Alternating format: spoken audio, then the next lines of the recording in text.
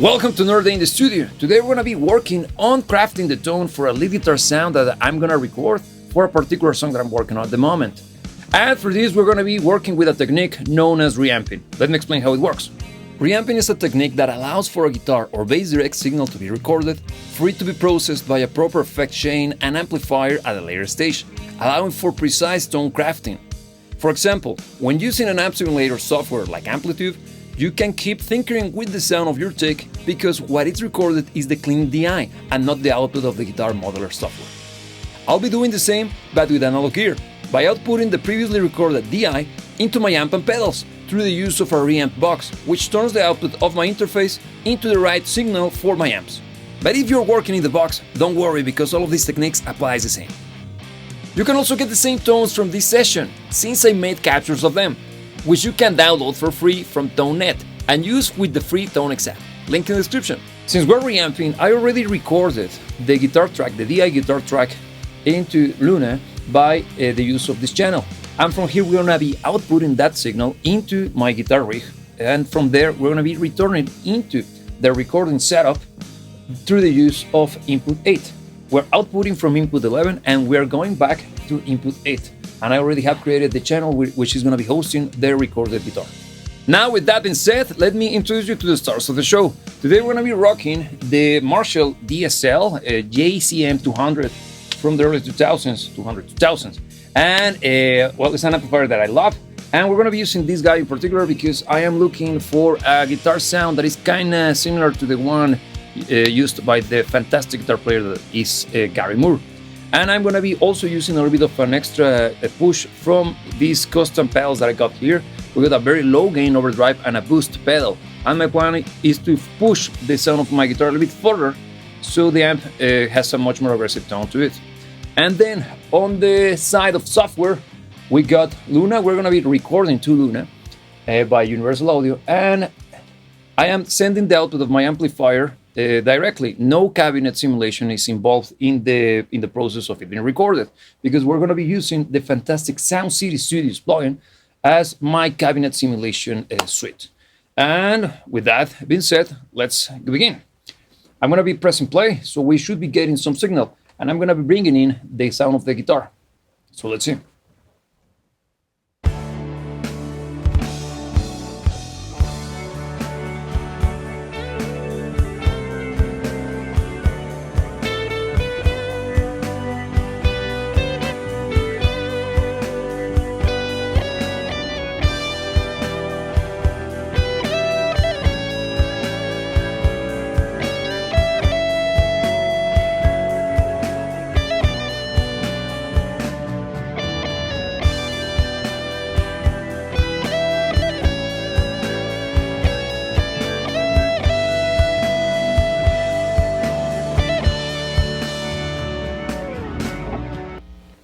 Okay, we got a good sounding starting point, but I feel that I need a little bit more gain. So I'm gonna begin applying some of the pedals. So here we go.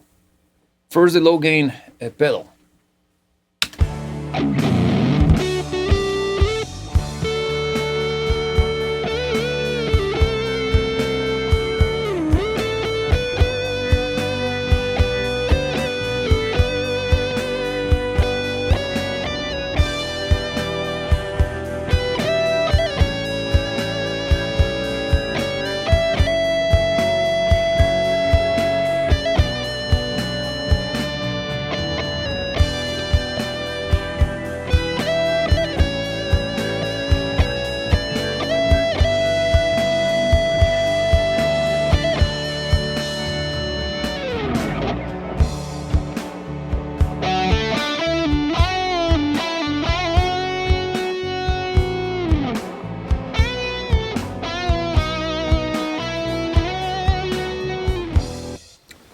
Okay, very cool. I like it a lot. Now we got this kind of aggressive tone and sustain that I was looking for. I don't want to push more gain into the amp because even though the amp is quite quiet, I don't want to have the chance for the noise to be very present in the mix, okay? Especially because we're going to be playing effects later on. Now, at this stage, it's when I will be taking a look at the software, and let's see what we can do with the actual cabinet simulation. So for this, let me take you first to a much more consistent section where the guitar is much more active. So let's say probably over here in the guitar solo section. And from here, we're going to be actually using the Sound City Studios plugin to craft the tone further. Why? If you can see my EQ over here on the amplifier, everything I have it set at none. I only worked with the gain, and that was it. The output and the gain of the amp. From here, I would like to use the EQ to push a little bit more of the output of the amp, because being a Marshall, when you crank up the equalizer, you start to get even more good of the much more of the good stuff. That's what I'm trying to say. But first, I gotta make sure that the tone coming out of the cabinet, especially the one being recorded, is correctly being reflected.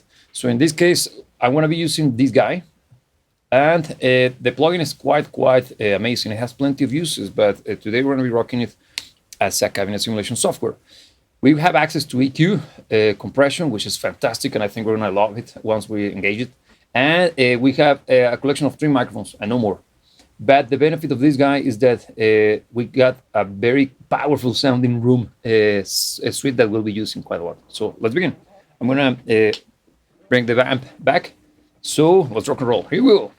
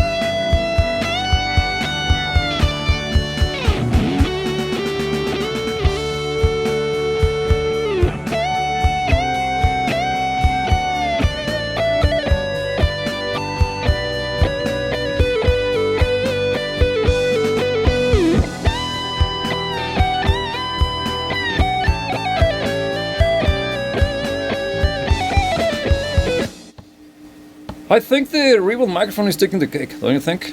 It's adding a little of that colorful, yet rounded, but not super aggressive tone to the track. So I think I'm gonna stick to this one for now. Now I'm gonna be working with my room microphones. I'm gonna be adding them to taste. As you can see here, even the design of the plugin lets you know where the microphones are positioned. Right now, we're gonna be working with this guy, which is the one in the center, and we're gonna be moving it close and far away to see how it sounds like.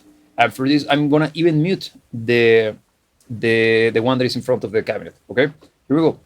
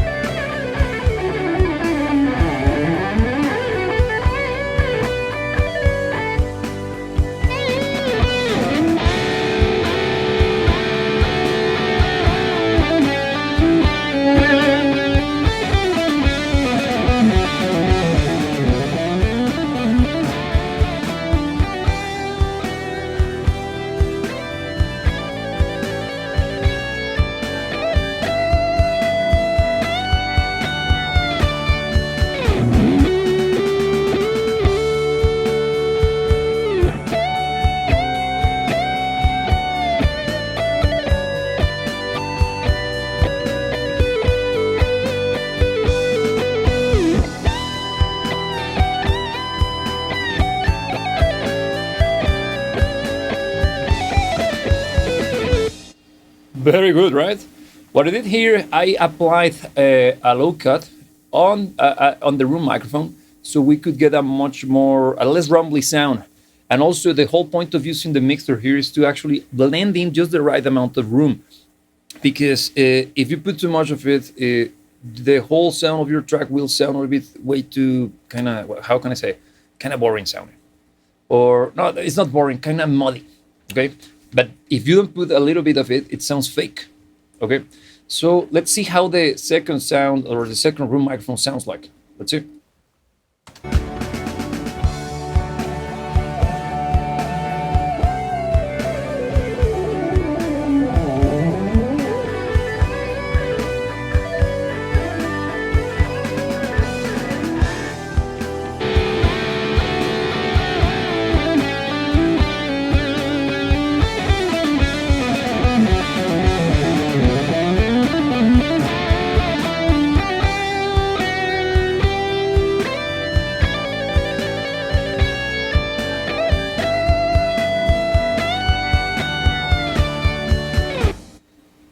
I think this is awesome. I think we got a good sounding guitar tone now. Now I'm gonna take a look at the controls over here. Let's see what we can do with it. As it is right now, maybe just adding a little bit of a boost on the high end would be beneficial to the sound. Let's see.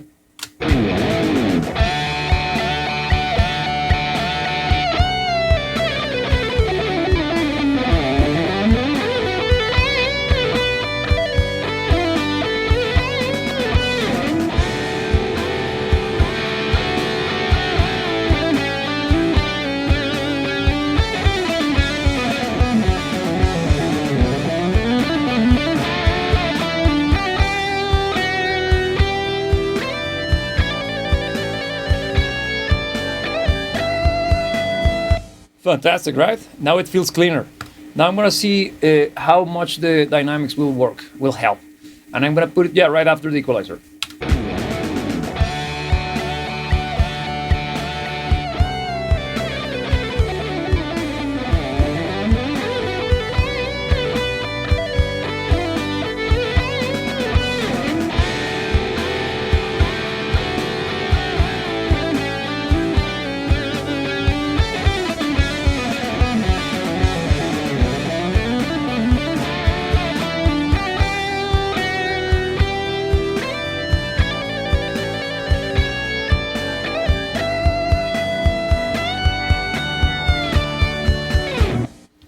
Okay, I think we got a winner. Now I'm gonna go straight to the amplifier and work with the equalizer, because now I feel that my guitar tone is very well reflected by the speakers. Here we go.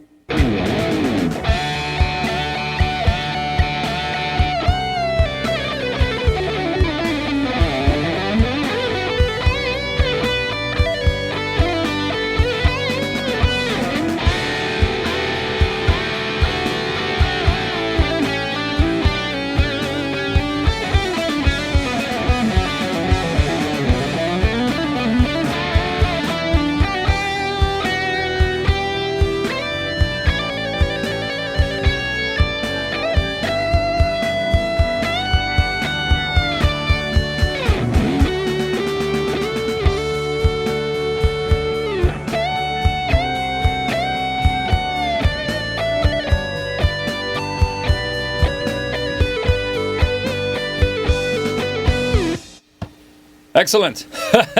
We got it.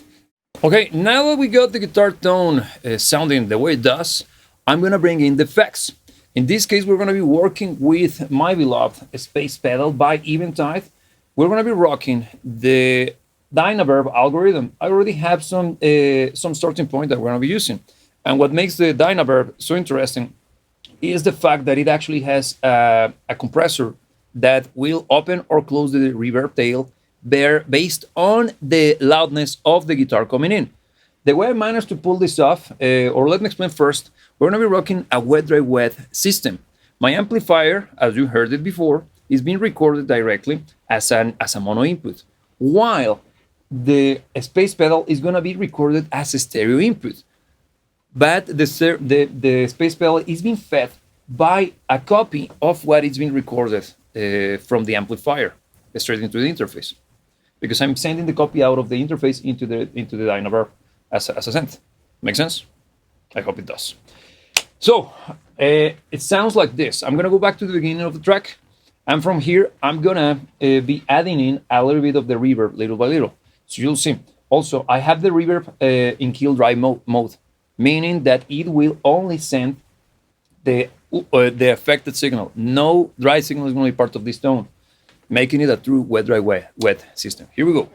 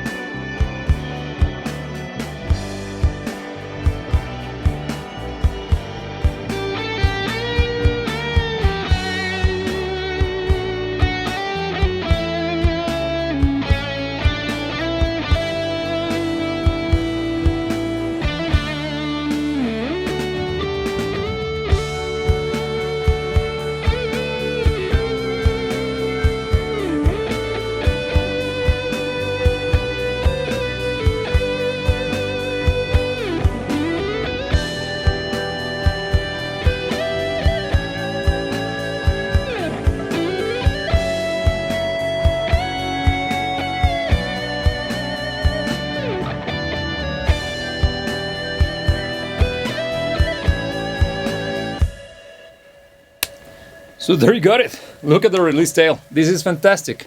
The only thing left to be done now is simply put a recording. And let me show you something.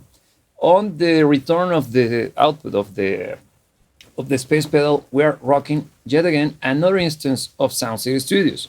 But in this case, we're using a different preset, not preset, a different algorithm, which is the 4x12 Live. As you can see, there is no gobos or no acoustic material in between the microphones or anything. So we got a very spacey sounding room. Why? The plan is to create this kind of wide sounding effect. Super cool. So now I'm gonna record. See you in the next one.